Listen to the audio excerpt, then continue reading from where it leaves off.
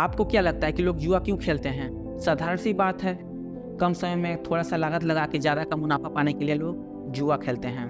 थोड़ा सा इन्वेस्टमेंट और ज़्यादा का प्रॉफिट पाने का चक्कर, उनका यही सोच उनको ले डूबता है। ऐसा नहीं है कि हमेशा लोग हारते रहते हैं, कभी कभी प्रॉफिट भी होता है, लेकिन 10,000 हारने के बाद 3-4 हज़ार का प्रॉफिट, ये भी कोई प्रॉफिट है? तब वहीं से व्यक्ति का मानसिक संतुलन बिगड़ने लगता है और वह अपने हारे हुए पैसा को वापस लाने के चक्कर में बड़ा दांव लगाने की सोचता है। कोई व्यक्ति बड़ा दांव लगाने के बाद अपना लॉस रिकवर कर लेते हैं। उसके बाद उसके मन में एक नई जिज्ञासा उत्पन्न ले लेती है, मैंने तो अपना लॉस रिकवर कर लिया है, क्यों ना इससे थोड़ा प्रॉफिट बना लिया जाए। 1000 रुपया प्रॉफिट बनाने के बाद मैं अपना गेम से एग्जिट मार लूँगा। तब वहीं से उनका पतन शुरू हो जाता है। तब व्यक्ति गेम खेलने लगता है और 1000 रुपये का प्रॉफिट बना भी लेता है। उसके बाद उसके मन में एक नई जिज्ञासा उत्पन्न हो जाती है। वो क्या है? लालच की।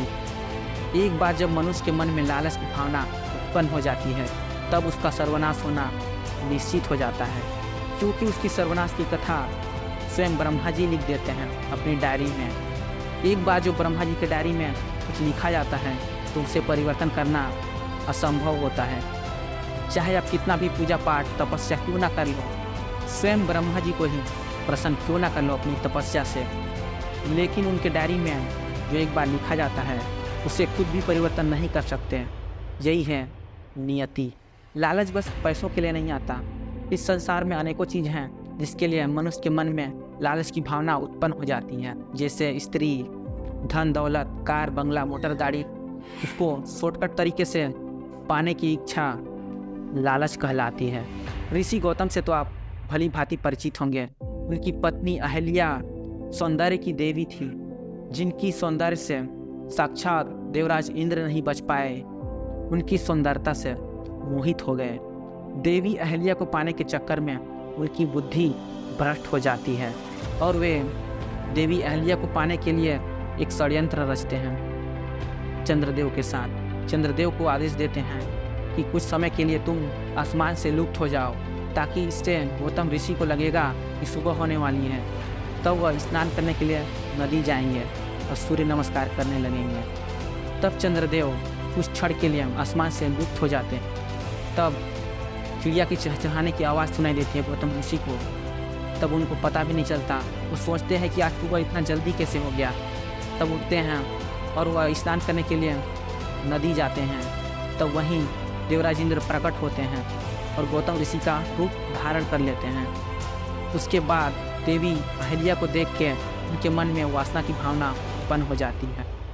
फिर देवी अहल्या के पास जाते हैं और अपनी वासना को पूरा करते हैं। ऐसे होती मन में कुछ पाने की चाहत, जिससे लोगों की बुद्धि भ्रष्ट हो जाती है। लोगों की क्या, इससे तो इंद्रदेव भी नहीं बच पाए, तो हम तो एक कुछ इंसान हैं, हम अपनी बुद्धि को भ्रष्ट होने से कैसे रोक सकते हैं। बहुत देर हो चुका था, चंद्रदेव को गिल्टी फील हो रहा था कि ये बहुत सरासर अन्याय है, बहुत गलत है। फिर वे अपने जगह पर पुनः वापस आ जाते हैं, जिसे देखकर गौतम ऋषि चौंक जाते हैं। अभी तो सुबह हुआ ही नहीं, चंद्रमा अपने स्थान पर है। तब वे अपने कुटिया की ओर आगे बढ़ते हैं। तब वो देखते हैं कि देवराज इंद्र देवी अहल्या के साथ रास लीला रचा रहे होते हैं। तब वो अत्यंत क्रोधित हो जाते हैं। तब देवराज इंद्र को श्राप देते हैं, जिस वासना के कारण तुमने ये दुस्साहस किया, आज से तुम वही करने के लायक नहीं रहोगे। और देवी अहल्या को भी श्राप देते हैं कि तू पत्थर बन जाएगी। जब व्यक्ति अपने हारे हुए पैसा को वापस पा भी लेता है, उसको रिकवर कर लेता है, तब उसके मन में और ज़्यादा प्रॉफिट पाने की इच्छा पैदा होती है। तब वे बड़ा बड़ा दांव लगाते हैं। उसके पश्चात क्या होता है? वही होता है जो उसका मन उसको प्रेरित करता है कि बड़ा दांव लगा। 10,000 व्यक्ति रिकवर कर लिया था, उसके बाद भी 1000 रुपये का प्रॉफिट में था। वो खेलने लगता है, नहीं 1000 प्रॉफिट हो गया है तो और प्रॉफिट बना लूँ थोड़ा सा। उसके बाद उसका बनाया हुआ प्रॉफिट 500 का भी लॉस हो जाता है। तब उसके मन में और ज़्यादा इच्छा उत्पन्न होती है, नहीं 1000 का प्रॉफिट बनाया था, नहीं उसको 500 को वापस रिकवर कर लूँगा, उसके बाद मैं गेम से एग्जिट मारूंगा।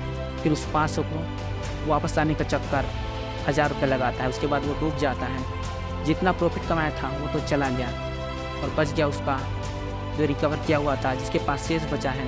लेकिन गेम में जब कितना भी पैसा ऐड कर लो, वो सिर्फ आपको नंबर दिखेगा। तो पैसा नहीं लगेगा, सिर्फ नंबर दिखेगा कि 10,000 नंबर दिखाई दे रहा है, हाँ तो मेरे पास अभी है इतना। तो पैसा नहीं लगेगा आपको, बस नंबर दिखाई देगा। तब आप उसको फिर से डबल करने की सोचने लगोगे। आपकी लालच आपको ये करने पर मजबूर कर देगी। फिर आप 2,000 लगाओगे, 3,000 लगाओगे, वो डूबता चला जाएगा। आपके पास लास्ट में क्या बच जाएगा? 5,000।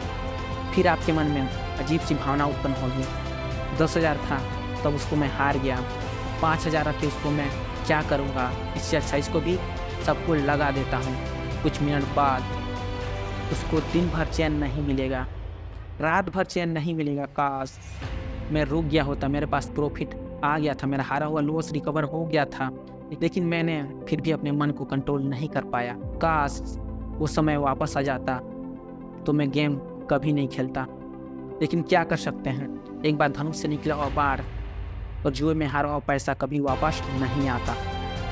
ये बात तो 100% सही है कि व्यक्ति कभी भी अपने लालच को कंट्रोल नहीं कर पाता, इसी कारण वह जुआ में हार जाता है। क्या मैं गलत कह रहा हूँ या सही कह रहा हूँ, कमेंट करके बताना। और मुझे अच्छे से बोलने भी नहीं आता, लेकिन मैं अपने आप को इम्प्रूव करने की कोशिश कर रहा हूँ ताकि अच्छा वीडियो बना सकूँ। अगर वीडियो पसंद आई होगी तो वीडियो पर लाइक एंड चैनल को सब्सक्राइब करना। मिलते हैं ऐसे ही किसी नेक्स्ट वीडियो में, तब तक जय श्री राम।